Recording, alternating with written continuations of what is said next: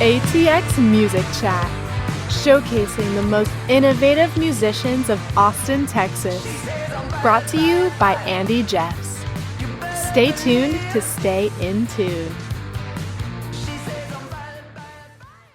Welcome to ATX Music Chat, the show where we dive into the minds of the most unique and innovative musicians of Austin, Texas, and find out what makes them stand out. Today, we're in for a special treat. About 2 weeks ago, I went to Hotel Vegas for an incredible show. First two bands are amazing. We had Transit Method, who was just on the podcast, Megafauna, who are coming on in about a week from now. And the headliner for that night was Opposite Day. And I had never heard of them before. Couldn't find them on Instagram when I looked them up because they don't do any of that, which is totally cool. So I had no idea what I was in for, and bumped into the drummer from Megafauna before the show, and they were like, "Dude, like these guys, they're gonna blow you away!" Like, and we were just kind of like nerding out about them, and then they came on, and it was funny because I was not feeling super social that night, and I kind of wanted to go home. I was getting tired, and I was like, you know what, I'll stay for like 3 songs, and then I'll head out and all of that. We'll listen to like one song. I was like, I'm staying till the whole show, and I'm gonna meet everyone in the band because these guys are absolutely awesome. So I've got Sam, the lead guitarist and lead singer from the band here. It's an absolute pleasure to have him on. How you doing, man? Pretty good. I'm very happy to be here. Thanks for having me. Yeah, thank you for coming on, man. It's a pleasure for sure. So I guess the first question is, who the hell are you guys and what planet are you from? Because you guys are absolutely insane, man. Like, really just amazing innovation going on in the band, and you're just so exciting to watch. So like, how did that even come about, man? Like the idea for the band, I've never seen anything like it before. It's pretty cool. Well, I really appreciate that. We try really hard. Yeah. Well, it's an old band. We're old people. That's why we don't use Instagram. I have in the past and try sometimes, but I've just let the Opposite Day Instagram kind of lapse. But we'll be on there. Don't worry. Okay. Maybe we'll be on there by the time this podcast drops. Yeah. Because I need to update it anyway. Okay. Yeah, so we, Greg and I met shortly after we both moved to Austin in the early 2000s, and Greg's the bass player, and we've been playing together ever since. We've had a couple different drummers. Cameron Page, our current drummer, we've played with just over 3 years now, so he's obviously very deep into the sound, and we've built the current set that you heard as that 3-piece. Obviously, the previous incarnations of the band inform that. Yeah. Obviously, it's a big influence on where Greg and I come from. But Cameron, we've both played with him in other bands. Okay. We're both into progressive rock. I don't want to speak for the other members in too much detail, but my background is sort of a foundation of Living Colour, Fishbone, Faith No More, and Soundgarden. So you might hear that in our set. Obviously, it goes in different directions because I'm not the only influence, right? We all write songs in this band. And, we kind of all like some of the same stuff, but enough different stuff. And then try to have that influenced by, some local bands like Megafauna is a big influence on us. Greg and Cameron both have played in Megafauna. Right, yeah. And other local bands like Brown Hornet, huge influence on us. I don't want to get into the whole name dropping list making thing. No, this is really great. I'm gonna have to look back on the replay because I haven't heard many of the bands that you're talking about. I mean, Soundgarden is one of my favorite bands, and Matt Cameron's one of my favorite drummers. But he's amazing. Yeah. So quite a lot of different influences there from different parts, I mean, like when you come up with what you have today. Is that just like the result of years of trying different things out and it kind of slowly gets to that? Or like, was this a very intentional idea, like in the beginning, like this is what we're looking for? Like, it's just so like different to anything that I've seen before. It's like, was this planned in the head before, or did it just kind of like, you just started playing and then it developed from there? I'm sure a little bit of both, but I'm just curious as to how the idea came about, Well, most songs come from one or two ideas that we then sort of thread into a coherent song. Yeah. You know, so it's a riff, for example, and like Greg has a mind that I would describe the way you've described our band, which is like, what planet is he from? Right, he does riffs that I've known him for 20 plus years, and he still plays things that confuse me that make perfect sense to him. And then we sort of all just kind of figure it out, or one at a time we figure it out. We share demos. We obviously rehearse and write together in the same room. Yeah. It's different for every song. We have different processes that we bring to the table, so that keeps it fresh, and I really like that. Okay. Like sometimes I'll just write a whole song and then I'll bring it to the band and they'll change it a bit, but it's the same more or less in its identity. And then other times, like Greg will write like 2 riffs and then I will finish it as a song. Or we did this thing where Cameron wrote like a ton of crazy drum parts. He's like, I bet you could turn these into Opposite Day songs. And we did, and they're some of the best ones. So it's just kind of we try to do different approaches to writing. Once we get a bunch of ideas together, for me, the goal of the band is to have songs first and foremost. Right. It's not, we jam, obviously we improvise sometimes, but it's really about having a composition, a song that feels satisfying as a unit in itself, that both, connects on some kind of emotional, melodic level or with a groove that can connect with people. Yeah. And also confuses you. And so it's trying to find that balance and bringing those elements together. And we can get it from each other. We get it from listening to international music or music that's in very different genres, or obviously a lot of local influences from bands that we're not really trying to sound much like, but like, I want some of that in what we do. Let's see if we can do it and have it still be us. Yeah, absolutely. Yeah, I think that's a really good way of putting your band. It's like, it's so chaotic, but at the same time, it's very specific and like dialed in and like calibrated, like very organized kind of chaos kind of thing. Like this is going in so many different directions that you would never expect, but it also really makes sense. How do you do that with when it comes to, you've got these crazy ideas, like how do you make crazy and out of the box seem a little bit more like understandable, like that's not really the best term for it, but like I didn't think like anyone was like, I'm not really getting this. I didn't really get the feeling that anybody in the audience had that kind of thing. I feel like they were all just very engaged with what you're playing.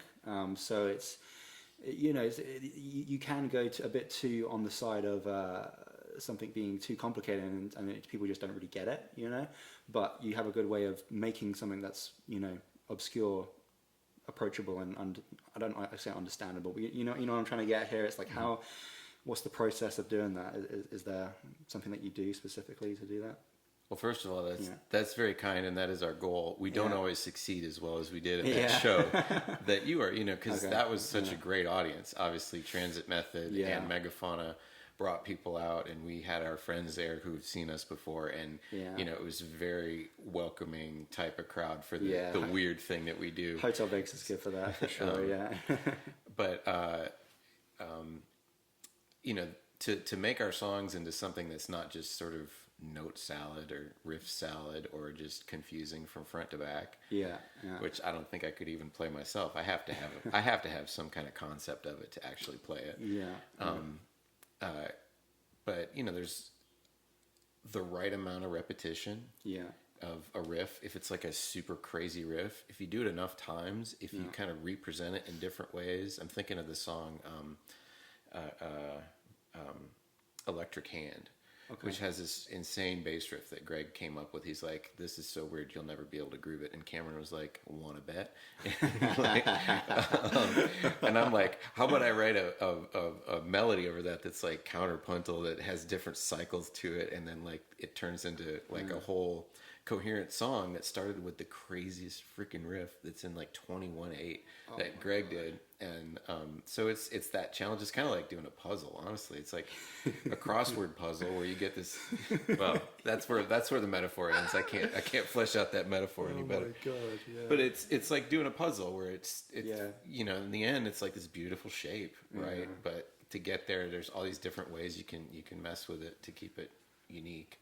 So, yeah. So, like, okay, what specifically was so crazy and weird about his bass riff? Was it just the fact that it was in 21, or was there anything else about it that just like didn't fall under the specific guidelines of what normal not normal music, but like what common is? Like what's usually weird about his riffs that takes you.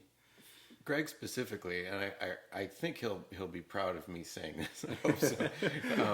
Is he loves to do something that you're like, there's a beat missing. And he's like, no, there isn't. It's like, I made it that way, so you're confused. And so that's kind of a lot of our songs. That's the foundation. Sometimes a song starts with something normal, and then we're like, how can we make this harder? So either way, we can go different directions with it. But Greg will do something that's just. Mm-hmm. Almost like a challenge, but it's obviously, I love that kind of challenge, and Cameron does too. And we're just like, I think we can make this groove. I think we can make this into an interesting song. I think we can come up with a melody that's like singable over this if we, squish it around in different ways or try different things and repeat it different ways. Sometimes we're not successful. I will say that. I'll be the first to admit. Like, we've got songs that we're just trying to get there, and it's just, Never quite did it. I can imagine that. I mean, if you're coming up with something as like, out of the box as you guys, right, you're going to have a few swings where it's not going to hit the mark. But that's how you get to the points where you do hit the mark, right? So I can imagine there's a lot of like testing in the field and throwing spaghetti at a wall when it comes to your writing process, right? Is that kind of how it goes? Yeah, although I will say that I'm as many things as I would like to redo on our previous albums and old songs that we've had, the writing is not one of them. Like, I'm really proud of all the writing we've done. Obviously, we've gone through phases and different ways of doing it, and I think we've improved over the years, but we try not to release something unless we're really happy with it on some level. But obviously, there's a lot of failure that we don't share. Beyond just mistakes. Obviously there's those too. No, it's interesting what you said about like how you kind of challenge yourself to make something a little bit more complicated. I think I heard something like Led Zeppelin used to do that with their songs a lot. They wanted to make them like kind of really hard so not every musician could play them and copy them, kind of thing. One song in particular that comes to mind is like Rock and Roll, right? Like just the count in for that. Has confused me for years, and I never actually got it until I was just scrolling on YouTube Reels, wasting time one day, and some guy explained it in like 5 seconds, and it basically all it is it comes in on the and of 3, which is a really weird place to start a song. That's it. So instead of it going 1, 2, 3, 4, it's like I'm not going to do it on the podcast right now, but it's like. Yeah, it makes sense when you count it from that, and it instantly just clicks. And, it's like... Why not? Why not? Let's just fuck with people a little bit. And it's like that one thing has, like, confused so many people for years. I even asked my drum teacher, who is, like, one of the best drummers I know, and he's just... The way he thinks as well is just absolutely crazy. And I asked him once, and he was like, I think what they're doing is they're just counting a 5 at the end. That's all they're doing. And and then I found out that wasn't it, and I was like, oh fuck! Even my drum teacher didn't know what it was. So, it's amazing how to do that. So yeah, I mean that's cool. It seems like though the reason why you guys do that is more just to challenge yourself and just see which crazy place that you can end up in. But then again, I guess still most musicians wouldn't be able to pick up your songs just right off the bat. They'd have a bit of a struggle there. I've known some people who figured out our songs just by ear. We didn't really even write charts or for most of them. And that always impresses me because I'm like, I could barely play it, and I came up with half of it. So I guess what I was going to ask you was, the players in your band, they're obviously all like really, top level musicians that are very proficient at their instruments, and like how do you come across people like that? Because that's definitely a bit of a struggle when it comes to a musician. If you're someone that puts in a lot of work into their instrument, like getting people that are up to that same skill level to create the sort of stuff that you have in your mind is a process. So is there anything that you did in particular to find that caliber of musicians, or did it just kind of happen as a matter of luck? Like, how did you go about that? Yeah, I would recommend just getting extremely lucky. Yeah. That's Take my notes, goal. kids. Yeah. I met Greg through, I think to the extent I earned the collaboration of somebody like Greg and Cameron, it was sort of sharing mutual interests, right? And for us, it's about we are each trying to make each other's musical dreams come true. Yeah. As a means of, it's very mutual. Hopefully. Yeah. It's not like we're making a bunch of money. It sounds like you guys really are just focused on the happiness that this brings you in life. Yeah, very much. Yeah. So, so I mean, yeah. How do you approach the band? Because it's obviously a project that you put a lot of work into. But I mean, when it comes to how you guys feel about being musicians or full-time musicians, is that ever something that you guys want, or have you kind of just been like, no, we're just gonna treat this as a project that we love and still have normal lives outside of it? Like, what is it for you guys when it comes to how you approach that? Well, it feels more normal than my day job. Yeah. And I mean that in a complimentary way to both things. Yeah. I think Cameron is pretty close to 100% gigging for a living right now. Okay, cool. I've done that in the past for a couple years. I got a day job that allows me to balance it, and that's been better for me for a while. Greg is an electrical engineer. I don't quite know his whole philosophy behind that. I can't speak for him. Okay. But obviously we approach music, this band or other bands that we've played in, whether or not it's making money, it's a profession. Like it's not a hobby.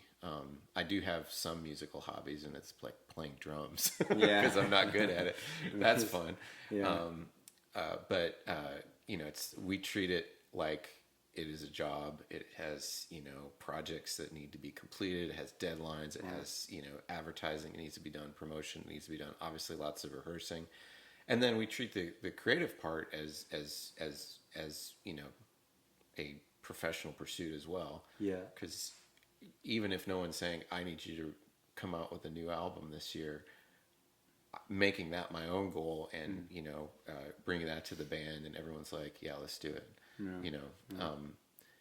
That becomes something that we treat like a professional project of some sort. So is that something that you've all just you all have like a mutual understanding of? Has there ever been any complications that have you ever had to give anyone a loving kick up the arse at all with that sort of stuff? Getting everyone on the same page when it comes to really taking something seriously, again, is another challenge in its own. So well, I've never had a struggle getting Greg and Cameron to I was going to say, they don't seem like that type. Take the playing side seriously. Sometimes, there's a lot of different life priorities for everybody. Myself, first and foremost, I got a kid coming in a couple months. Absolutely. Congrats. That, obviously the band's going to take a back seat to that. Yeah. And, we all have to make money, which the band is not part of at the moment. So you have to balance that, and just communication is key. But it's never been an issue that people aren't there with their A game, with this group. I've been really fortunate that people are, they're balancing other stuff for sure, and there's some negotiation with that, and just have to be good communicators. But when it's time to rehearse, or it's time to do the homework for rehearsal, get together as a band, obviously show up to do the show. Everybody's been nothing but professional, ready to go. And we've been really ambitious. We're like, if we can get to 5 songs, let's do that. But if we can only get to 4, that's fine. It's Yeah, absolutely. I mean, you have the kind of band where it's if you don't put in the work, it's going to show very, very, well, right? If I don't play an hour of guitar for 3 days prior to the show each day, it's going to be a bad show. Yeah, I was going to ask you about that actually. When it comes to practice, I mean, I'm a drummer, you're a guitarist, so it's probably a lot different. But I'm sure there's some similarities. But how do you go about your personal practice? Is it 100% kind of compositional focus where you're writing songs or rehearsing bits, or are there other kind of like things that you do outside of that to kind of develop your overall musicianship? Like, how do you approach that? Well, to me, there are basically 4 challenges with this band, and depending on the song, I've got one challenge more than another. Right. So there's just getting my fingers to play the riffs. If I haven't played a really hard riff in a month or two, my fingers aren't going to do it well the first time I try it again. Yeah. Right. Yeah. So just getting it back under my fingers, that's important. The next thing is like making sure that I remember the whole song, right? Because it's one thing if your fingers can do anything in the world if you don't know what is coming next. So just like getting the compositions in your brain, that's another kind of practice. Both kind of the same thing: sitting with recordings, playing along with recordings. Yeah. And then for me, it's also I try to spend a lot of time with mixed success, but it's very important for me to get the sound right. And so practicing switching between different pedal stuff and pickups and getting my amps dialed in, that's an important kind of practice for me as well. And then obviously I sing. So being able to sing the song, I don't really practice singing, but being able to sing while I'm playing, that's another skill on top of that I have to really get, comfortable with before a show. And if I don't, I feel it. Yeah. I can't speak to Greg and Cameron. They both play a lot. Yeah.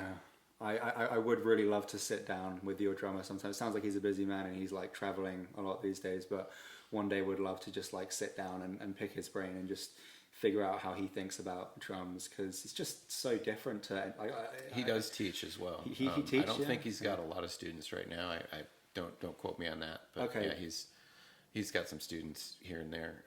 I will have to hit him up for a really good teacher. For sure. Yeah. Very patient attitude and just like really cool dude. Okay, that makes me really happy. Yeah, I'm gonna have to hit him up and get a lesson for sure. That would be Cameron. Cool. I just promised you. you just promised me. Okay, I just 12 free lessons. That's cool, right? That wasn't really a direct invite, but I took it as that. I was like, yes, I will claim that right now. But no, that's awesome, man. So one thing I was going to ask actually is the kind of the themes of your songs as well. It's not like your typical like this is about like a breakup or like a love song and all of that. You've got like some really interesting themes. Like one of my favorite ones that you guys did, and actually if you could speak a little bit more about this one would be great, was the Bee song. And like I tried to find, you don't have it recorded yet, do you? Like on Spotify and No, stuff? So that whole set is unreleased because we're trying to finish that album now. Oh, okay, I gotcha. So that one was a really interesting song because it sounded like a bumblebee, but not just like you guys just did a bunch of like buzzy fuzziness stuff. It was like, this sounds like a melodic bee, that's like singing me a song right now. I don't know, I can't remember what Cameron on the drums, what he was doing between like the tom and the hi-hat. Let me know if you find out. Dude, I was just like, what is he doing right now? This like is so cool. So yeah. It sounds like he has twice as many actual drums to hit as he actually has. Got a small kit, right? Yeah, I mean, he just plays the three-piece, yeah. But it gets so much sound and different sounds out of each drum. Anyway. Yeah, that's it, yeah. You'd think he has a double kick at times because he's simulating it with the floor tom. Yeah, I can do that sort of stuff to a very simplistic like manner. I'll just be like playing a beat on the hi-hat and the snare while doing the tom and the kick kind of thing. But yeah, I definitely got some advanced skills there with that.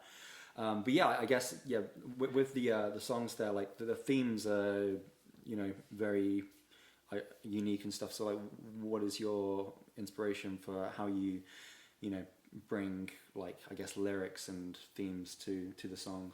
Well, that's a really good example where you started, because that song's called Business. Right. And when Greg wrote that riff. He brought it to the table, and pretty much, that's the foundation of the song. Yeah. He was like, I call this riff Busy Bee because it reminds me of a bee. All right. Yeah. And so I'm like, okay. So when it came time for me to come up with lyrics, I'm like, well, let's just listen to a podcast about bees and like make 6 verses about the life cycle of a worker bee. And so each verse is like a piece of her life cycle if she makes it all the way to the end, right? Because obviously bees die a lot of times. It's very sad. Yeah, it is. But in this song, she lives to a ripe old age and dies of natural causes, probably a heart attack. It's kind of a bummer, but at the same time, that's success for a bee. Yeah, right. That's what they want. Get to that final stage of life. So you listen to a podcast about bees? Like yes. My wife is a beekeeper. Oh, wow. And so, and Greg, obviously we've been friends with Greg and his wife for a long time. And she kept some of her hives in his backyard. Okay. So that's probably why he was thinking about bees. Gotcha. When he wrote that riff. Yeah. Who knows? Yeah. You have to get him on your podcast next. For sure. He would be a great guest, to be honest. Yeah. It might contradict everything I said, and then we can leave it to the audience to decide. You decide. But anyway, she's a beekeeper, so when we were living in a condo, didn't have a yard, they were kind enough to let us host her hives in their yard. Okay. Yeah. We have our own yard now, but Laura is, has been involved. My wife has been involved with the Beekeeping Association and knows some of the podcasters personally and listens to the podcast, obviously, so that she can do a better job keeping the bees that we have at home. Gotcha. So you listened to a podcast and kind of turned it into a song almost? She helped. She helped? Yeah. Okay. And, I basically listened to an hour of it was a podcast about the life cycle of the worker bee. Right, yeah. And I just kind of listened to it twice through and just kind of took notes, and then I was like, how am I going to make this lyrics? And then, had to cut it way back, obviously. But. Yeah. That's amazing. I mean, one thing I've been talking about a lot on the podcast with different musicians is how they go into different worlds to, steal ideas and bring them into their worlds. I think that's the whole basis of what innovation really is. It's going into another world and bringing it into your world. And it's amazing how it's not just about going into different genres. It's about going into different art forms and different things. Had a comedian on actually recently who says that one of his greatest inspirations for comedy is the band King Lizard and the Wizard Blizzard. King Gizzard. So it's because apparently there used to be a comedian and all of that. And then different musicians get innovation from other instruments. Dave Grohl gets a lot of inspiration as a guitarist from drumming. He plays the high notes as cymbals and the low notes as and then the opposite of that, which you'll probably appreciate, is Matt Cameron, who is a rhythm guitarist, and he plays drums as if he's a rhythm guitar. And if you listen to his drum parts, they are very rhythm, and they literally mirror what the rhythm guitar is doing. And that explains why all his guitar riffs are so sick. Yeah. I mean, the song "Bird in My Hand," which is just really just a great rhythm and melody there. If you listen to the drum and the guitar there, it's really in harmony there. So it's really cool to see how you take a little bit of innovation from a podcast. And I do need to credit that guy, and I can't think of his name right now. I feel bad, but he will be credited on the album at lyrics with assistance from. Right. But I can't think of his name right now. Sorry. No worries. We'll give him some credit in the promotion of the podcast. Actually, that's good. What would you say is there any advice that you would give to any musicians out there that are looking to find a project like yours, not like the same exact music, but a music project that is very unique and it is a hub and kind of a ship for them to really pour out their most crazy innovative ideas? How would you advise a young up-and-coming lad or lass to find something like that?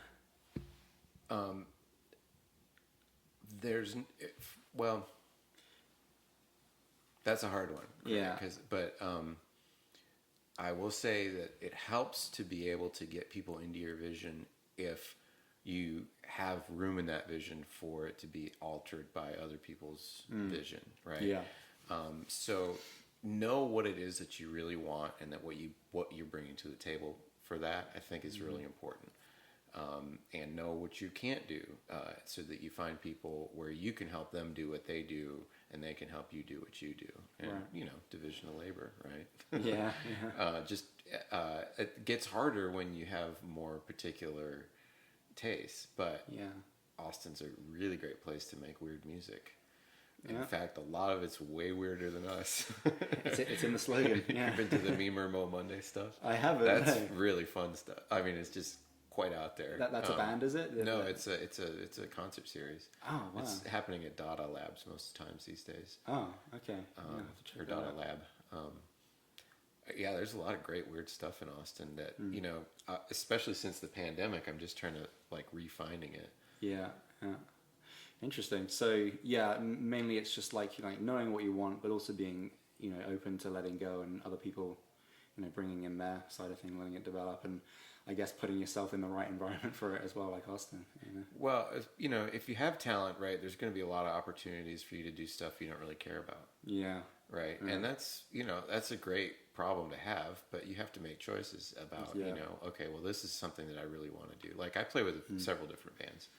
And like, for example, Dream Eater is one where it's very much like John's vision and Zach's vision, and I bring as much as I can to support that, and because it's so great. Yeah. And it gives me like a structure to play guitar. Zach from Megafauna, his other band. Yeah, the drummer, right? So I get to play with him in a different band called Dream Eater, which I would recommend if you want to ever talk to John, the lead singer of that band. For sure, yeah, I'll definitely check them out. But in the past, I've played with like country bands, and for a while it was fun, and occasionally we'll make money. But I'm just like, being in a tight band is fun, but at the end of the day, maybe I made money, maybe it's the actual playing of music I don't care about. If it's done well, that's enjoyable. Yeah. But Yeah. what if I could do that and at the end feel like I said something important to me? Yeah. And so that's kind of where I've put my focus since I have a day job. Yeah, totally. There's not a lot of time in the day. Yeah, that's a really important point. I'm glad to hear that from you, because it's something that I've had a bit of a struggle with myself as a musician, and have always been, very kind of skeptical and like hesitant to just join bands just because everyone says, oh, just play with everyone, or do all of that. It's like it's good advice to an extent, but there's probably a season for that, and I think it helped me in early years in Austin. But it also took away from stuff that I could have done, but you have to learn through mistakes. Totally, yeah. So yeah, just hearing that from someone else is really great, and yeah, I mean, it's taken me a while to find the musicians that I want to connect to, and I'm still building the friendships and the relationships around this town to open up those opportunities. But do you have a vision, a template, an idea of like what you want to create? And yeah, for sure. It's tough because it's a creative thing that hasn't been manifested into physical yet. But if I was to describe it, it'd be like I definitely just want it to have like heavy rock elements in it that I love, like Soundgarden, Black Sabbath, Zeppelin. Just like I love just like really kick-ass, badass riffs, that make you just like driving in the car and you're listening to a badass riff and you're just so pumped and amped because it's just so sick. Like I want that element of rock music. That's the element that I want from rock music. Riffs are the best. Riffs are the best, man. They're just so good. Like it's like there's nothing that makes me feel more powerful in life and more free than a riff. That just gets me going. A lot of times I just write a song because I need a way to make playing this riff over and over again somehow less boring, because the riff is so important to me. Dude, yeah, I know. That's what we're all. That's like the holy grail, for like us kind of rock junkies. But yeah, I mean, so there's that element. That's the element that I like from rock. Is there stuff I can listen to of yours that's Yeah. produced in like Not demos? not produced. I've been in, a few different bands that weren't really my bands that I could show you. I'd love to check it out. But yeah, I appreciate that. I'll send you my new stuff. I've got some YouTube clips, and it's really just iPhone clips. But I'm really quite stoked about the band that we have that we're building right now. It's got some good dynamics and stuff in it there. So I'll share it with you for sure. Maybe you get inspiration from your own podcast. Yeah, totally. But yeah, I'd love to hear your perspective on it, and any feedback would be highly encouraged as well. Or do some shows together at some point. That would be great. We should do that for sure. Other than that, though, I love some really good indie music. I love Tame Impala, and I really love Mac DeMarco, mainly because of the voice. Because the vocals are really important to me when it comes to music. And sometimes a lot of my bands, I love the lyrics and I love the vocals, but it can just be a little bit too much sometimes. It can be a little bit too over the top, or if you're listening to metal, there's going to be a lot of screaming or aggressive vocals, and that's great. It has a time and a place, but I really want to have a vocalist that is just sweet and makes you just feel good inside, kind of thing. So there's that. And then I want to incorporate some electronic elements as well. I don't know how, because I don't really understand that realm of music, but I love how Tame Impala incorporates that. Radiohead, of course, and then there's bands you ever heard of Massive Attack and Portishead, stuff like that. And it's just they're people that are making really good music that has some instruments in there, but they have this electronic element there. So it's kind of I want the heaviness of rock music with the sweetness of indie, vocalists, and then the weirdness and the innovativeness of electronic music in there, and just to have musicians that really have bold character that stands out. I mean, that's the most important thing to me, is just to have something that no one else has, and do something that no one else is doing. Having a unique voice, for example, Danny in Megafauna.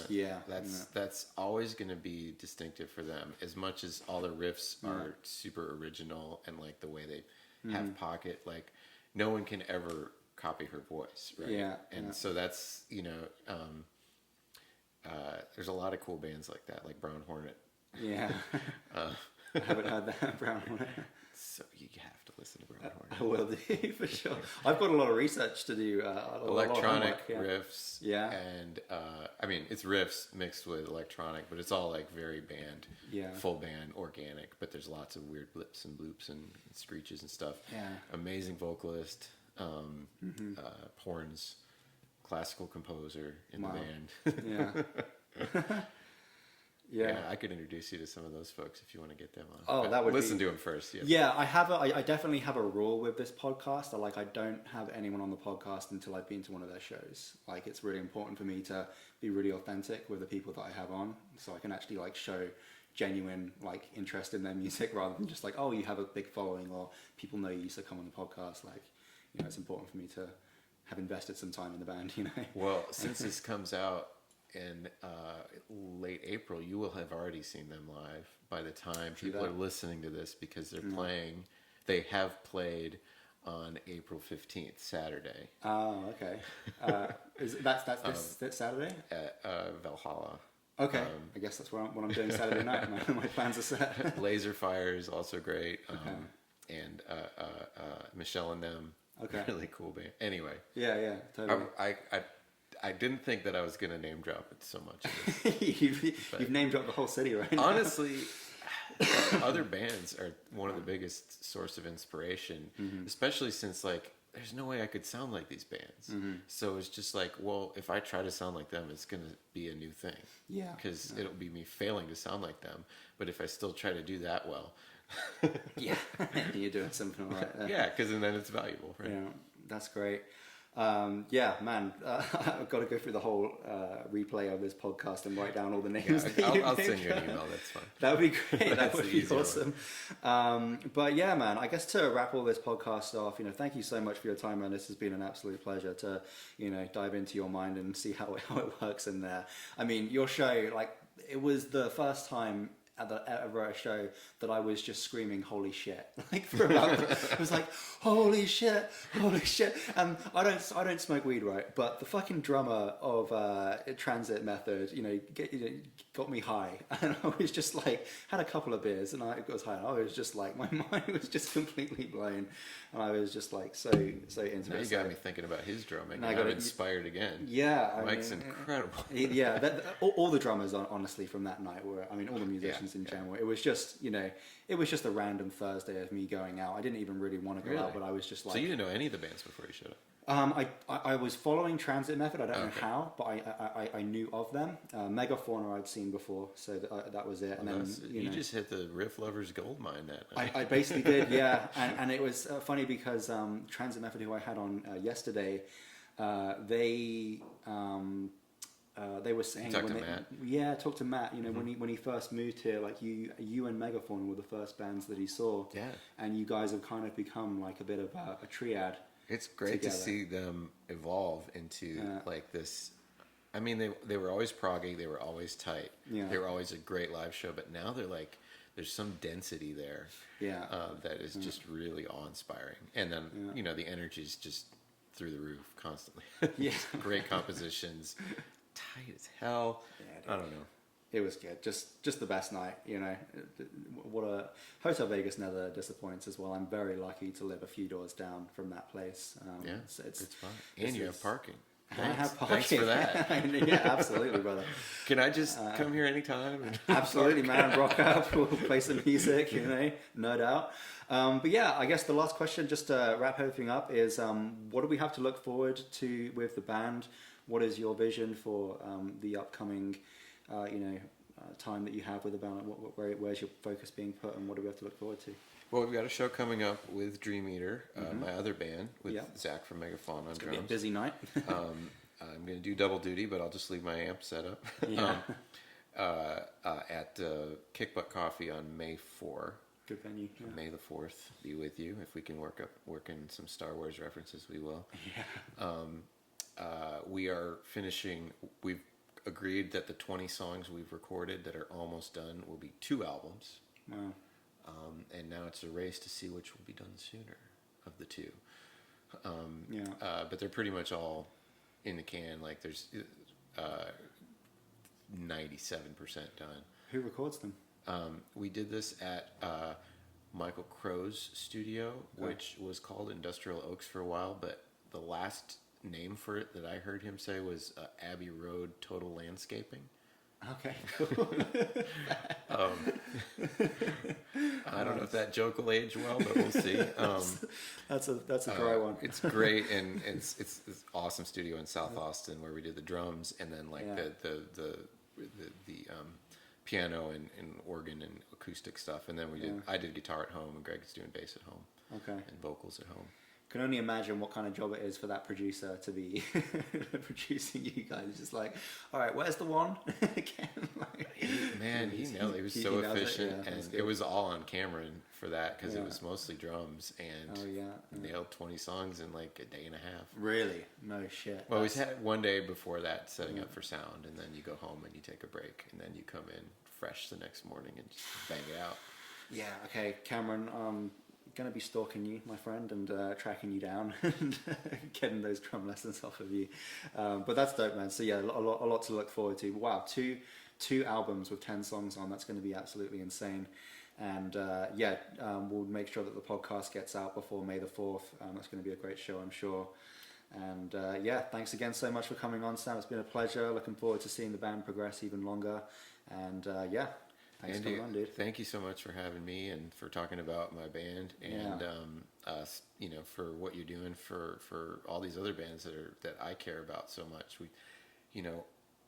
None of us could do what we do without the community of people who are also doing it and listening to it and involved on every level. So it really is a collaborative effort going beyond the music itself to the actual scene. I don't like that word, but the actual community of musicians and venues and listeners and obviously media, podcasts. I'm also looking forward to hearing your project. Thanks, man. I'm looking forward to hearing your feedback on it. That's great. I really appreciate you saying that as well, man. I mean, you know, there is a selfish element to this podcast that I get to, you know, talk to musicians that I love and, you know, make relationships, make friends with them and all of that.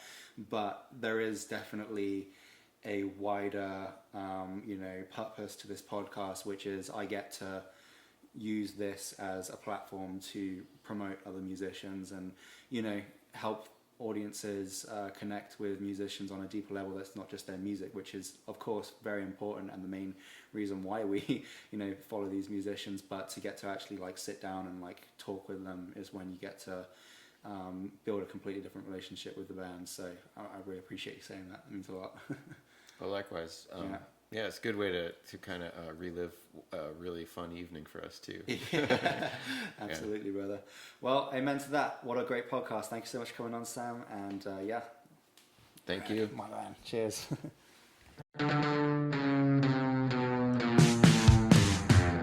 ATX Music Chat, showcasing the most innovative musicians of Austin, Texas. Brought to you by Andy Jeffs. Stay tuned to stay in tune.